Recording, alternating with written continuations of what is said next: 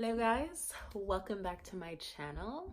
Last video I talked about how I find the best flight deals, so I just touched base on different platforms, different ways to just keep ourselves informed on how to find the best deal out there. So if you're new here and you've got some extra time after watching this video, I would definitely recommend checking it out. I'll leave a link in the description box for you.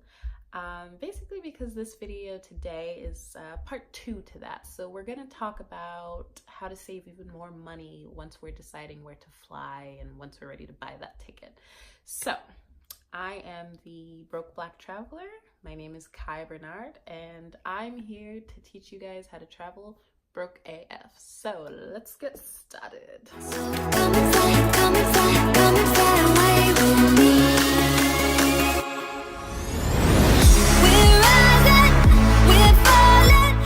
So the number one tip I would put on the top of deciding how to save money on your ticket is to plan ahead, especially if you can be flexible with your dates. It just gives you time. I believe it gives you time to just plan a little bit better, save some more money, and you can have enough time to sort of really just gather all your thoughts on where you want to go, how you want to go, where you want to stay, and all that jazz. So I like to plan ahead. I usually plan like 5 months, 6 months ahead of time.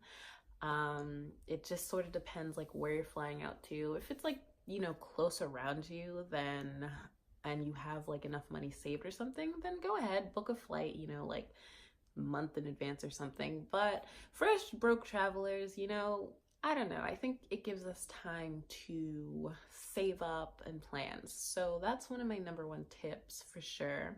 And number 2 on the list is to risk comfortability.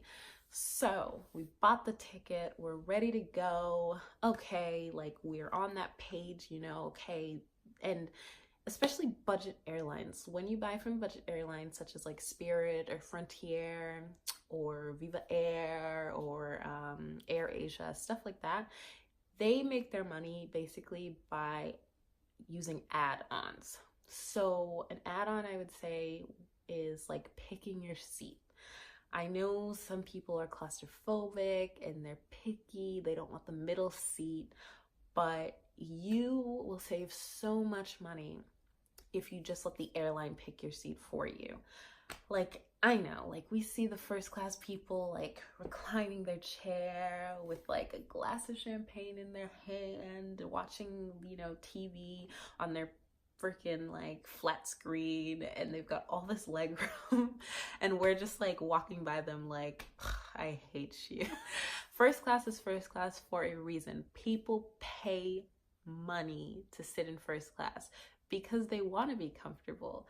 But if we're broke, guys, we can't afford that. We can't afford to be comfortable right now. We're gonna have to sit in economy until we make those big bucks. So definitely just totally avoid picking your seat. And it's not guaranteed you're gonna get a crappy seat. I know on my trip to Asia, I got really lucky and I usually ended up with a window seat or an aisle seat depending on where I was going.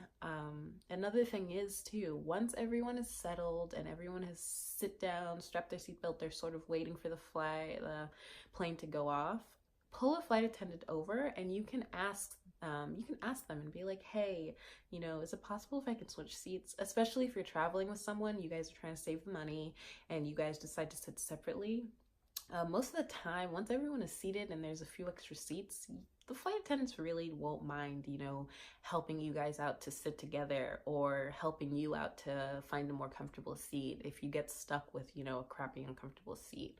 So you're gonna have to risk comfortability, definitely, because that's how we save money. If you do pick your seat, it could range from like 30 to 100, who knows, just added on to your original ticket price. Another thing is, guys, I know everyone's gonna be like, oh my gosh, no. Carry-ons.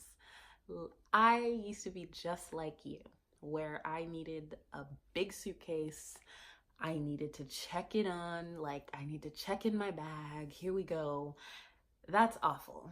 you might as well show up like 4 hours ahead of your flight time, because you're gonna wait 2 hours in line. And then once you weigh that bag, if it's like literally 0.2 of a pound over, they're gonna charge you like 30 to $100, depending how large your bag is. Definitely in the future, I promise I will make a video on how I pack, because I just have had so many bad things happen with checking in my suitcase that I just gave up completely. I've missed flights. I've like gotten my suitcase destroyed. Another thing too is your suitcase is not safe. I know some people like to pretend like, oh, if I tape Fragile all over my suitcase, it'll be fine. These people have a job to do. You guys are trying to get out. They're trying to do their job. Your suitcase is being thrown to the plane and off the plane. They literally throw your suitcase and catch it, throw it off. Like, they don't care. They're doing a job for you guys, for us. We want to get off this plane, get our bag, and leave. Like, we don't want to wait, and that's what they're trying to do. Your suitcase is not safe. I don't care what anyone says, okay? Carry-on is the cheapest option, because you can literally just bring everything with you. If it definitely has to be a certain size depending on which airline you fly, but I'll totally teach you guys how to do that, because you save money and you're able to just carry everything with you. Nothing can get damaged. It's over your head. You can trust that your stuff are safe. And there's ways to pack enough clothes, enough cute outfits. Like, I'm just the adventurous type, so I'm always on the move. I barely have time to come back home to change an outfit, you know? Like, I think in our brains, we're like, we're gonna look so cute if we bring these 5 pairs of shoes with these 5 different like outfits. But in reality, we're busy. We're trying to see the world out here. So I definitely recommend, guys, carry-ons all the way. That's how broke travelers go, okay? I don't think people realize this, but you can bring your food on the plane. Especially, I know like some of my friends, they like to, you know, get a couple drinks on the plane. You got a couple extra bucks, so go ahead, get yourself a beverage to calm the nerves. But then you get hungry and you're starving, and if you thought like movie food was expensive, airplane food is way more expensive. A bag of M&Ms can cost you like $12 on an airplane. So we don't have that money. We're broke. We can't afford that. Bring your own snacks. And if you're even hungrier than that, you've got like a long flight, you can bring food. I think some people are afraid of that because of, you know, germs, or they just think it's weird. But I know when I went to Vegas for my birthday like a year ago, I brought a salad. I brought like a container of like some rice and beans and stuff, and I just wrapped it up in a bag, and then you just scan it through TSA and then take it with you on the plane, and you can go ahead and munch away. No one's gonna take your food from you like that. I think it's just like with liquids, if you have like salad dressing, you're trying to bring the whole bottle, like they probably won't let you do that.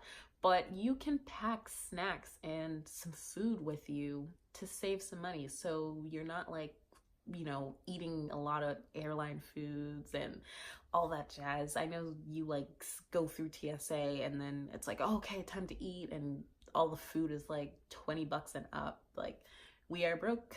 We can't afford that. So that's another way definitely to save.